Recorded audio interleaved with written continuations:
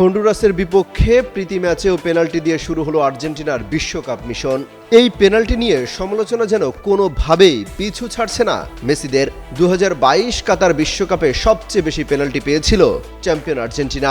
পুরো টুর্নামেন্টে তারা সর্বোচ্চ 5টি পেনাল্টি পেয়েছিল, যা বিশ্বকাপের ইতিহাসে যে কোনো একক আসরে কোনো দলের সবচেয়ে বেশি পেনাল্টি পাওয়ার এটি বিশ্ব রেকর্ড। কার কাছে শিখলাম? এই যে রাধুনী রেডিমিক্স গরুর মাংসের মশলা, গরু রান্নায় গুরু হওয়া কোনো ব্যাপারই না। সেই আসরে সবগুলো পেনাল্টি শটই নিয়েছিলেন অধিনায়ক লিওনেল মেসি। 5টি পেনাল্টির মধ্যে 4টিতে গোলে রূপান্তরিত হয়েছিল। সৌদি আরব, নেদারল্যান্ডস, ক্রোয়েশিয়া এবং ফ্রান্সের বিরুদ্ধে ছিল গোলগুলো।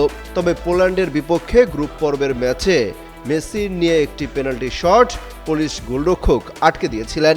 আর্জেন্টিনার পর এই বিশ্বকাপে দ্বিতীয় সর্বোচ্চ 2টি করে পেনাল্টি পেয়েছিল ফ্রান্স, পর্তুগাল, ইংল্যান্ড ও পোল্যান্ড। অন্যদিকে আর্জেন্টিনা পেনাল্টি শুটআউটের মুখোমুখি হয়েছিল মাত্র 2বার। কোয়ার্টার ফাইনালে নেদারল্যান্ডস এবং ফাইনালে ফ্রান্সের বিপক্ষে এবং দুটিতেই জয়লাভ করেছিল। 1990 বিশ্বকাপে গোলরক্ষক সের্জিও গোয়েকচিয়া পেনাল্টি ঠেকিয়ে নায়ক বনে গিয়েছিলেন। ঠিক একইভাবে 2022 কাতার বিশ্বকাপে গোলরক্ষক এমিলিয়ানো মার্টিনেজ নেদারল্যান্ডস ও ফ্রান্সের বিপক্ষে ট্রাইবেকারে দুর্দান্ত সব সেভ করে আর্জেন্টিনার শিরোপা জয়ের মূল ভূমিকা পালন করেন।